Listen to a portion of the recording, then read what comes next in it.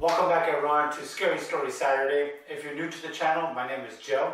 I tell individual and personal encounters every Saturday. It's going to be about my fiance Jasmine. So before we get into her story, if it's daytime, I recommend going into a dark room with a friend or alone if you dare. And if it's night, the mood's set, let's begin. Lights out. So the story begins when my girlfriend was about 6 or 7 years old. And to go into a little bit more depth, her house that she lived at during this time, all her siblings and the people that stayed there, cousins and her mom, would always claim about hearing young kids walking around the house at night, hearing stuff, and they just kind of brushed it off as being one of the kids. So everyone in the house knew this backstory and what everyone was accounting for and what they had been saying. So my girlfriend had always, and her sisters, always heard stuff, and they just brushed it off, being, hey, it's just the ghost. And they didn't really think too much of it.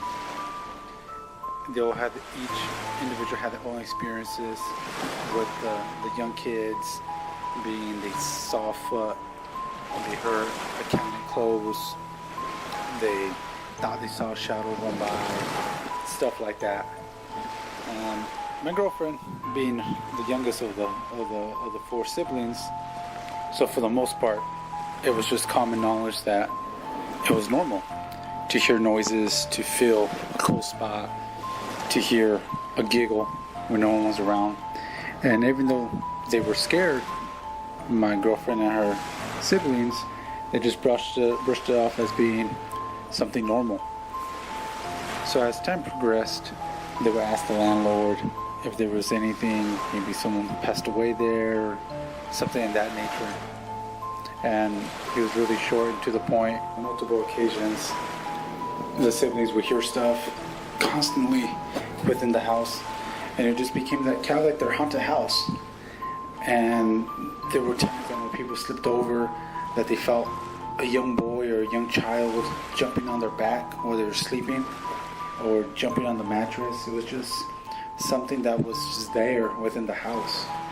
And on this occasion, my girlfriend had forgotten something in the house, so they were getting ready to go. All the siblings and everyone that was in the house went into the car and they were about to leave. They were going to a party. And unfortunately, my girlfriend left her jacket. And she was getting in the car and noticed that she was missing the jacket. My mom told her, run inside, go grab it, hurry up. And she proceeded to get out the car and run back into the house. So she said she opens the door, and she didn't think much of it when she was making that run to the house. But once she was there, the quietness, she says, got her. It was just awkward quiet. And she just closed her eyes and she just tried to run as fast as she could to her bedroom to grab her jacket. So as she's making the way, she ends up grabbing the jacket, and she couldn't find it. She couldn't find her jacket. So she's looking through the closet, her drawers, underneath the bed, on top of the bed. She couldn't find it. Finally, she remembers, oh, I left it on the sofa. She proceeds to go to the sofa. And as she's getting there, she sees it dangling over the sofa there, and it was a whitish, pinkish color, and she sees it, boom, right there in front of her. So as she slowly runs towards it, rips it from the top of the sofa, she throws it over her shoulder, right in front of her. She claims maybe less than 8 feet, 5 feet away. There's a young girl there. The young girl is standing there, looking straight at her. And my girlfriend claims that It was maybe she was 5, at best 4 maybe, and she was about a little, I think her height was, she was a little shorter than my girlfriend, and she just rolled into her eyes, looking straight at her with just an expression of confusion, surprise that someone's actually seeing her.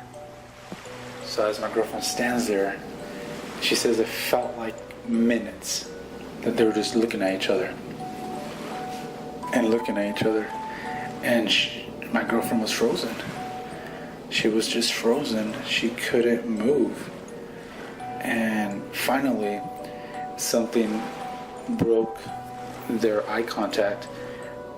She says she wasn't 100% sure if it was one of her sisters or her mom that opened the door and said, "Hurry up, come on, let's go." That broke the concentration between the spirit and my girlfriend, that she heard that and it just kind of was a daze, and she at that point just ran out the front door without me looking back to see if the young girl was there. So she just runs out the door, straight into the car, and before that she had closed the door, she ran back out there, they had locked it, and when she's in there she's like out of breath.